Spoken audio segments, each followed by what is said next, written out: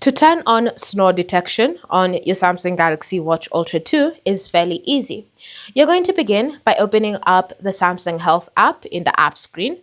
And then you're going to scroll all the way down until you find the option Settings. Then go ahead and select that.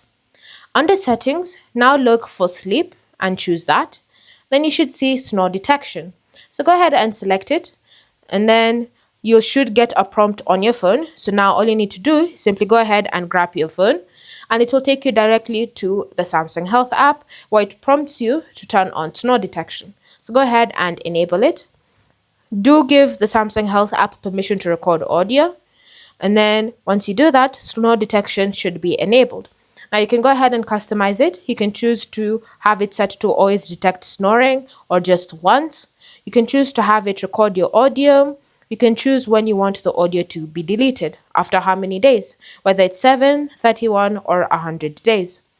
Thanks for watching. If you have any questions or comments, feel free to leave them down below, and I'll see you in the next video.